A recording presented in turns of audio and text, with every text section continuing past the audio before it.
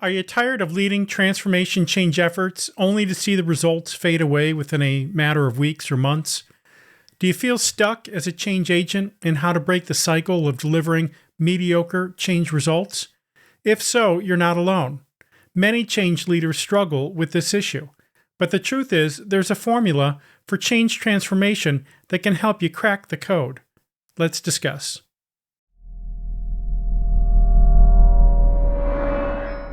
Welcome to another episode of All Things OD, where I'm here to help you offer more, be more, and live more.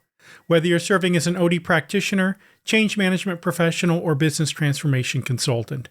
I'm your host, Randall Scott, and it's great to be with you here today. As mentioned, in today's episode, you'll learn about a transformation change formula to help you deliver sustainable change results. But before we begin, I want to let you know about a new flagship course that we're offering called Leading Through Complexity. This course is an 8-week online action learning-based course that will help you learn how to lead transformational change efforts in less time with less resistance, and that will sustain over time. Our next cohort is forming now, and seats are limited, so if you're interested in changing the way change is done, visit our website at henosispartners.com/leading-through-complexity. That's leading-through-complexity. Or if you're watching on YouTube, simply click on the link in the description below. All right, let's jump in. All right, so today we're going to talk about what I refer to as the Transformative Change Formula, which is meant to improve the quality of your transformation efforts, which could translate into delivering your change faster, delivering it with less resistance, and making sure that your interventions sustain for the long haul. And what I've learned over the 25 or so years that I've been practicing leading transformation change efforts is a fundamental truth. And the truth is that the quality of your transformation effort is a function of the quality of the conversations that are occurring amongst and between the group that you're working with to bring about the transformation change. But quality transformation efforts don't occur just as a result of good conversation, as good conversation is itself a function of the quality of the listening that is occurring amongst the group members. But quality listening and quality conversation still is not enough to ensure that you have a quality transformation effort, as the quality of the group's listening is ultimately a function of the quality of an individual's self-awareness. So in this episode today, we're going to talk about each one of these factors that contribute to the quality of your transformation effort. All right, so the first thing we're going to talk about is how to transform the quality of the conversation that's occurring amongst and between the group members that you're working with. And it's important to know that there are 4 levels of conversing, and not all levels are created equal. So at level 1, we call this politeness. And at this level of conversation, people are being polite. They are not necessarily challenging one another. They're not sharing their innermost thoughts, what they really feel about a particular topic or issue. And while politeness might make us feel good, it ultimately doesn't lead to the type of conversation we need to bring about transformation within a social system. For that, we need to descend to a lower level of conversing. The second level of conversing is debate. Debate is something that we're all familiar with. In fact, this is probably the most common type of conversation within most organizations, other than people being polite. The trouble with debates is that it's characteristic of a lack of listening, as each person is advocating for their own point of view. They're advocating for their position.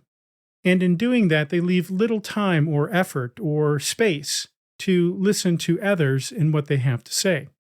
If you find that your transformation efforts are not as successful as they could be, it may be because the teams that you're working with, the groups that you're working with, are operating at a level 2 level of conversation. And so we need to descend deeper to more constructive forms of conversing.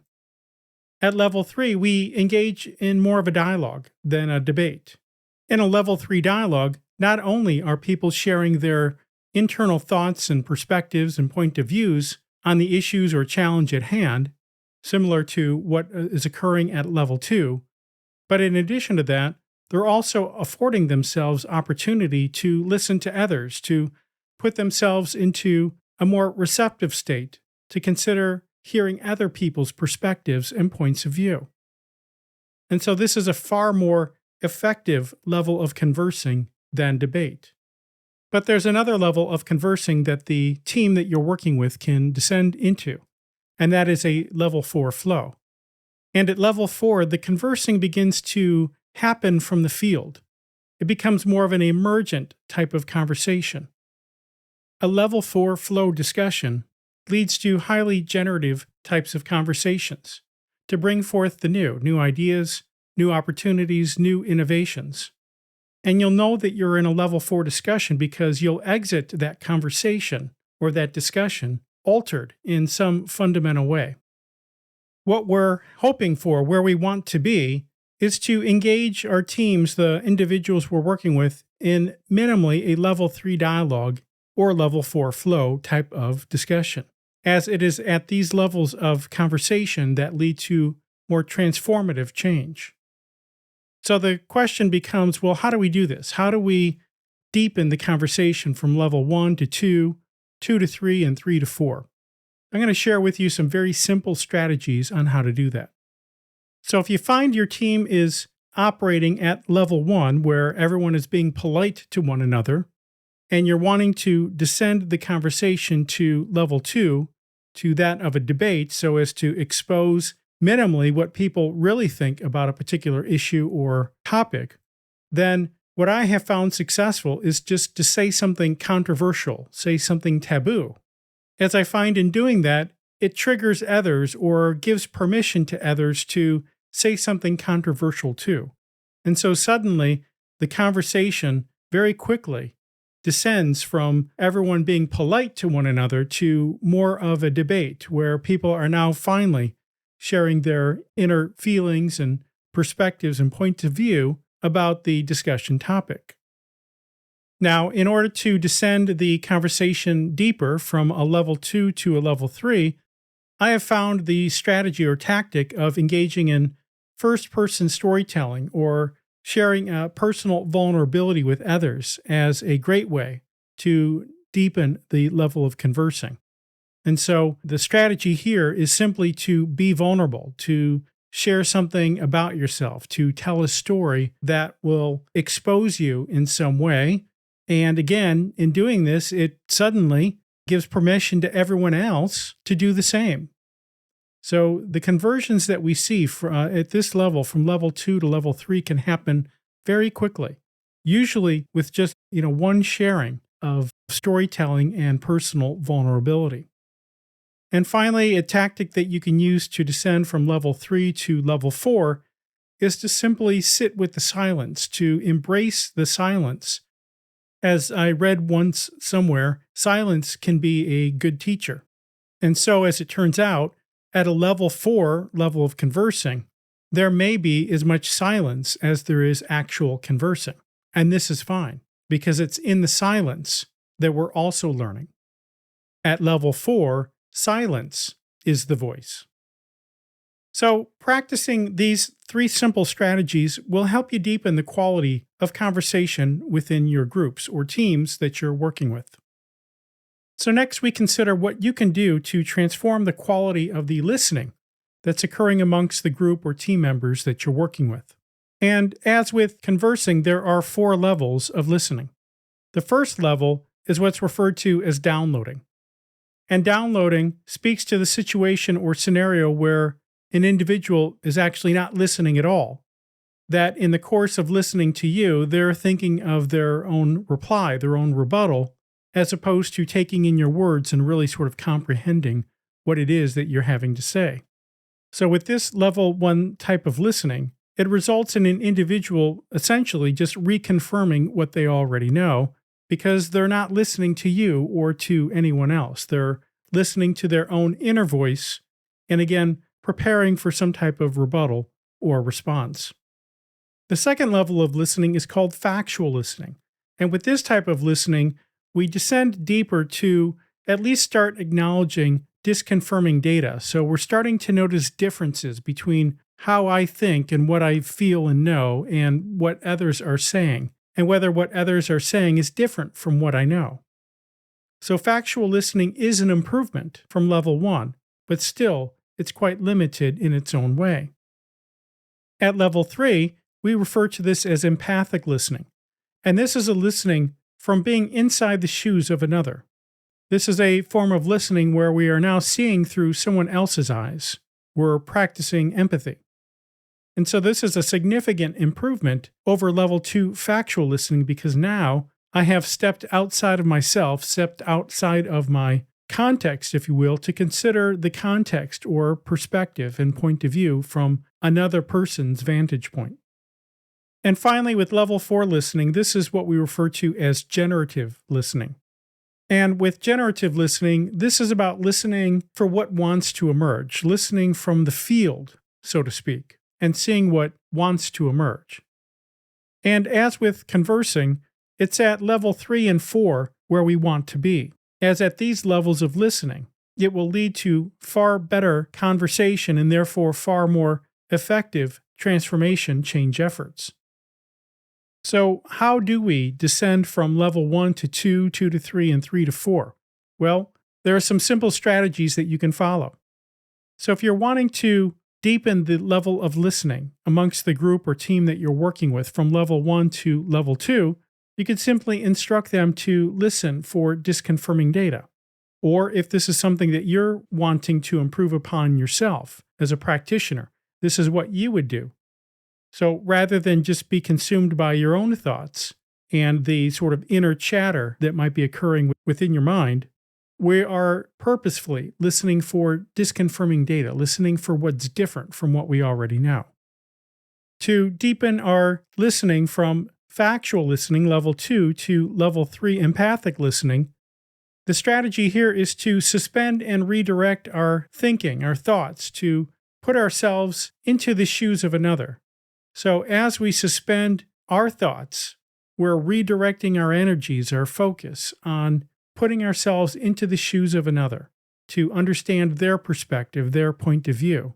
And in doing that, creating this empathetic connection with others. And finally, to deepen our listening from level 3 empathic listening to level 4 generative, a simple strategy is just to simply listen to what wants to emerge, for what is wanting to be born. So practicing these 3 simple strategies will help you deepen the quality of listening of those in teams and groups that you are working with. Last, we discussed how to transform the quality of individuals' self-awareness. As with the 4 levels of conversing and 4 levels of listening, there are, of course, 4 levels of self-awareness to be aware of. The first level of awareness is what's referred to as oblivious. And as the name suggests, at this level, individuals are more or less oblivious to their thinking and their behaviors in the moment. It's an afterthought. It's outside of their consciousness, so to speak. Clearly, to lead a successful transformation change effort, having individuals operate at this level, level 1 oblivious, is not an ideal level. And so the second level to help individuals descend to is level 2 questioning. So at level 2, people start now questioning their thinking. They start questioning their behaviors, and they start questioning others. In doing this, they not only become more aware of their sort of own inner system, their own inner complexity, but they also become aware of those with whom they're working with. The third level of awareness is reflection. And at this level, the questioning deepens further to individuals practicing self-reflection in the moment. This is what we might refer to as double loop learning, in the sense that people are now reflecting on the questions that they're asking. They're reflecting on the answers they're receiving, both answers from themselves and answers from others. So level 3 does represent an improvement in awareness over level 2. And finally, we have at level 4 an awareness level of being awake. And at this level, an individual is fully aware of their thinking, their behaving, they're seeing, they're acting, and the impacts that they're having on the broader group. This is the most favorable level of awareness to help individuals reach, as to have everyone operating at level 4 in an awake state will not only improve each person's individual listening capacity, but then in turn will lead to more constructive conversation, ultimately leading to more effective transformational change efforts. So, as with conversing and listening, the goal would be to help individuals descend to the level of levels 3 and 4 of reflection and awakeness. And so if you find that the team members that you're working with, the groups that you're working with, are operating at these higher levels, level 1 and level 2, there are strategies that you can employ to help them deepen their own self-awareness. So the strategy that I find helpful to get individuals to descend from level 1 oblivious to level 2 questioning is to have individuals simply start questioning their underlying assumptions, their theories in use, so to speak, their limiting beliefs, and their cognitive biases. And having them do that, it will start opening the aperture, so to speak, of their own awareness to who they are and how they think. And again, the impact that they're having on the broader team. To help a team descend from level 2 to level 3, you would help the individual to begin reflecting on their thinking and acting, and doing that from a diagnostic point of view. And so this would reflect an individual adopting a balcony view of their performance, of their participation in a team or a group effort, and reflecting on their contributions to the team, their contributions in terms of their thinking, their conversing, and their acting. I find that when individuals make this transition, not only does their awareness of themselves increase considerably, but their overall impact to the team improves in a significant way. And finally, to help an individual make a transition or descend further from reflection to the state of being awake is to encourage them to develop a personal system of what I refer to as key remembrances of what to tell yourself, what to watch out for, and what to remember to do when engaging with others in a change effort.